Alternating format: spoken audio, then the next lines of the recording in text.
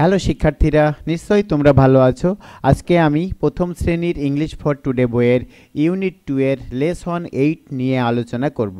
আজকে আমাদের আলোচ্য বিষয় কাউন্টিং ক্যাটস। তোমরা নিশ্চয় জানো কাউন্টিং ক্যাটস এর অর্থ হচ্ছে বিড়াল গণনা। তো আমরা আজকে বিড়াল গণনা অধ্যায়টি অধ্যয়ন করব। অ্যাক্টিভিটি এ তে এখানে বলা হয়েছে লুক, লিসেন অ্যান্ড সে, অর্থাৎ লুক মানে দেখা, লিসেন মানে শোনা, অ্যান্ড মানে এবং, সে মানে বলা, অর্থাৎ দেখো, শোনো এবং বলো। আমরা প্রথমে এখানে দেখতে পাচ্ছি লেখা রয়েছে কাউন্টিং ক্যাটস।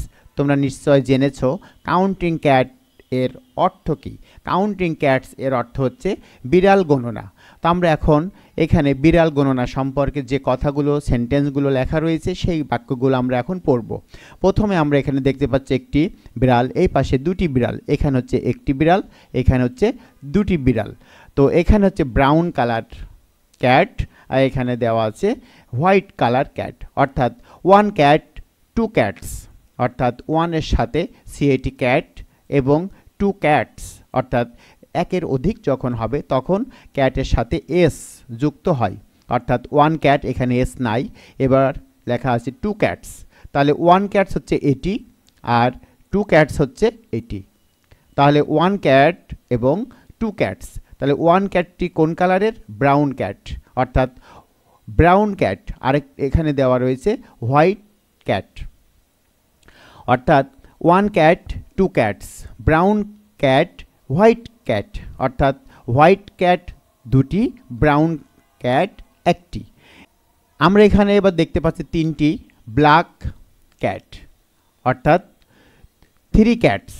এখানে 1 2 3। তারপরে রয়েছে ফোর ক্যাটস, এখানে রেড, অর্থাৎ রেড কালারের চারটি ক্যাট আমরা এখানে দেখতে পাচ্ছি, অর্থাৎ 1 2 3 4, চারটি। এই পাশে তিনটি ব্ল্যাক ক্যাটস এবং এই পাশে চারটি ফোর রেড ক্যাটস।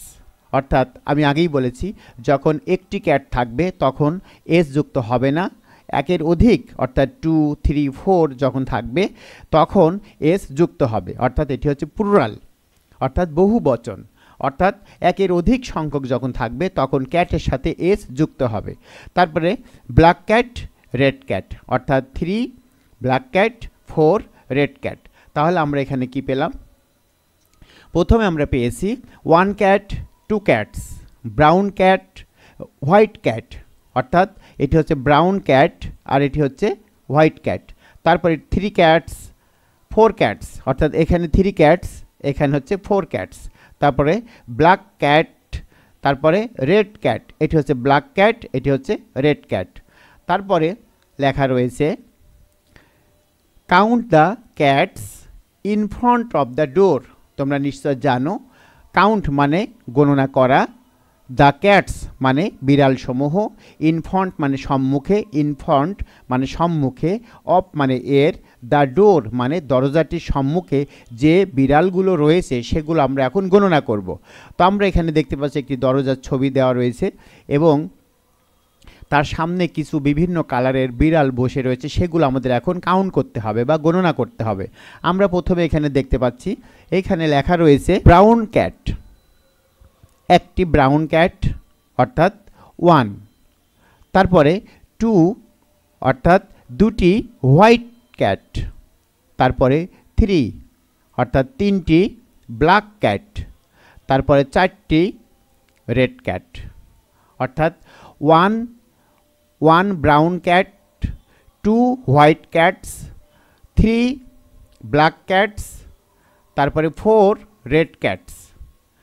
তো আমরা দরজার সম্মুখে যে বিড়ালগুলো ছিল সেগুলো কাউন্ট করলাম।